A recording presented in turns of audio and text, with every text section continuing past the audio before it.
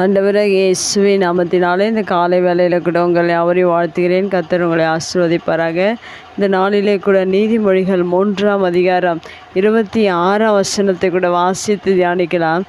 கர்த்தர் உன் நம்பிக்கையாய் இருந்து உன் கால் சிக்கி கொள்ளாதபடி காப்பார். மிக அருமையான வேதவசனம். இந்த வேதவசனத்தின் கடைசி பகுதியில் கூட காப்பார் என்று சொல்லப்பட்டிருக்கிறது.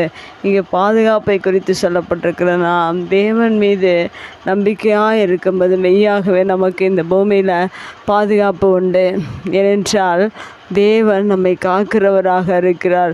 இஸ்ரவேலை காக்கிறவர் உறங்குவதும் இல்லை தூங்குகிறதும் இல்லை என்று 121ஆம் சங்கீதத்தில் சொல்லப்பட்டிருக்கிறது. நமக்காகவே தேவன் தூங்காமல் உறங்காமல் பாதுகாப்பை கொடுக்கிறவராக இருக்கிறார். அவர் மீது நீங்கள் நம்பிக்கை வைக்கும்போது மெய்யாகவே உங்களை தேவன் இந்த பூமியில் பாதுகாக்கிறவராக இருக்கிறார். அதை தான் 121ஆம் சங்கீதத்தில் அநேக வசனங்கள் பாதுகாப்பை குறித்து இங்கே சொல்லப்பட்டிருக்கிறது. அடுத்து கர்த்தர் உன்னை காக்கிறவர், கர்த்தர் உன் வலது பக்கத்திலே உனக்கு நிழலாக இருக்கிறார் என்று சொல்லப்பட்டிருக்கிறது.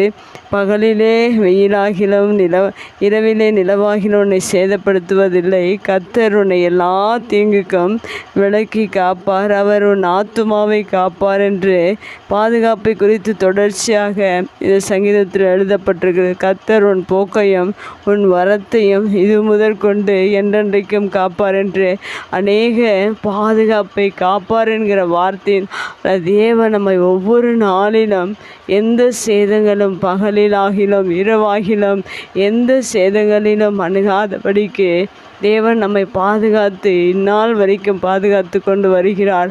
ஆனால் இந்த உலகத்தில் அநேக ஆபத்துக்கள், அநேக மனிதர்கள் அழிந்து கொண்டிருக்கிறார்கள். ஒவ்வொரு நாளிலும் ஒவ்வொரு நிமிடங்களும் அநேக மனிதர்கள் பாதுகாப்பு இன்றி மனிதர்கள் அழிந்து கொண்டிருக்கிறார்கள். ஆனால் ஒரு மனிதன் தேவனை நம்பியிருக்கும்போது அந்த மனிதனுக்கு எப்படிப்பட்ட சூழ்நிலைகள் இருந்தாலும் அந்த இடத்திலிருந்து தேவன் நமக்கு பாதுகாப்பை கொடுக்கிறவராக இருக்கிறார். ஏனென்றால் வேத வசனத்தில் இஸ்ரவேலை காக்கிறவர் உறங்குவதும் இல்லை தூங்குகிறதும் இல்லை என்று சொல்லப்பட்டிருக்கிறது.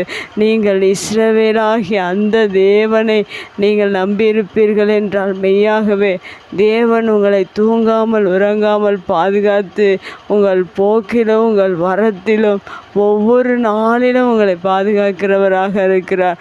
இந்த பாதுகாப்பை நாம் பெற்றுக்கொள்வதற்கு ஒவ்வொரு நாளிலும் அவரை நாம் நம்பியிருக்க வேண்டும். ஏனென்றால் தேவனை நம்பும்போது தான் தேவன் நமக்கு அடைக்கலமும் பலனும் ஆபத்து காலத்தில் அனுகூலமான துணையுமானவர் என்று வேத வசனம் சொல்லுகிற பிரகாரம் ஒவ்வொரு நாளிலும் நீங்கள் அவர் மேல் நம்பிக்கையாக இருக்க வேண்டும். ஏனென்றால் கர்த்தர் உன் நம்பிக்கையாக இருந்து என்று சொல்லப்பட்டிருக்கிறது.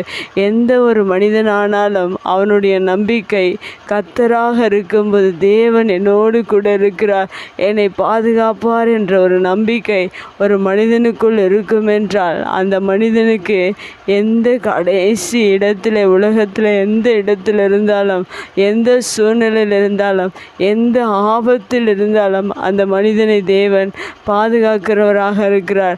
121ஆம் சங்கீதத்தில் பாதுகாப்பான எல்லா காரியங்களையும் இங்கே சொல்லப்பட்டிருக்கிறது. கர்த்தர் உன்னை எல்லா தீங்குக்கும் விலக்கி காப்பார் என்று சொல்லப்பட்டிருக்கிறது. இந்த பூமியில் வருகிற எல்லா தீங்குக்கும் எந்த பிரச்சனையாக இருந்தாலும் எந்த ஆபத்தாக இருந்தாலும் எந்த வியாதியாக இருந்தாலும் எல்லா தீங்குக்கும் தேவன் காக்கிறவராக இருக்கிறார். இன்னும் தெசலோனிக்கர் புஸ்தகத்தில் கர்த்தர் உண்மையுள்ளவர், அவர் உன்னை எல்லா தீங்குக்கும் விலக்கி காப்பார் என்று சொல்லப்பட்டிருக்கிற உங்களை ஸ்திரப்படுத்துவார் என்று சொல்லப்பட்டிருக்கிறது. அதுபோல் அநேக வார்த்தைகள் வேதத்தில் தேவன் பாதுகாப்பை நமக்கு கொடுக்கிறார் என்று வேத வசனம் சொல்லுகிறது. அந்த வேத வசனத்தை நீங்கள் விசுவாசித்து அவர் மீது நம்பிக்கையாக இருங்கள். மெய்யாகவே உங்களுடைய வாழ்க்கையில் ஒவ்வொரு புதிய நாளிலும் நீங்கள் துவங்கும்போது நீங்கள் எந்த இடத்துல பிரயாணம் செய்தாலும் எந்த வாகனத்தில் பிரயாணம் செய்தாலும் ஒருவேளை நீங்கள் கப்பலிலாகிலும் விமானத்திலாகிலும் எந்த இடத்துல நீங்கள் பயணம் செய்தாலும் அந்த இடத்துல தேவன் உங்களை தூங்காமல் உறங்காமல் பாதுகாத்து வருகிற எல்லா தீங்குக்கும் அந்த தீங்குகளை விலக்கி காத்து உங்களை ஒவ்வொரு நாளும் நடத்துகிறவராக இருக்கிறார். இந்த உலகத்தில் அநேக ஆபத்துக்கள் நடந்து கொண்டிருக்கிறது.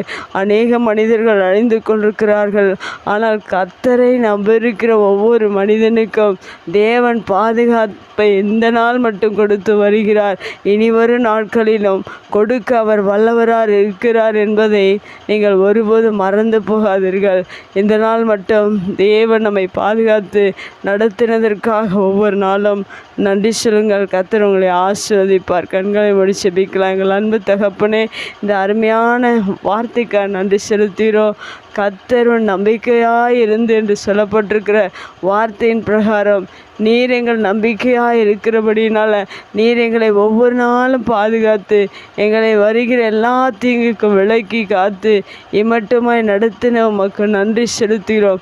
இனி வரும் நாட்களிலும் ஒவ்வொரு நாளிலும் ஒவ்வொரு நிமிடமும் எங்களை பாதுகாத்து நடத்த போகிறதற்காக நன்றி. இயேசுவின் நாமத்தில் ஜெபங்கள் நல்ல பிதாவே, ஆமேன்.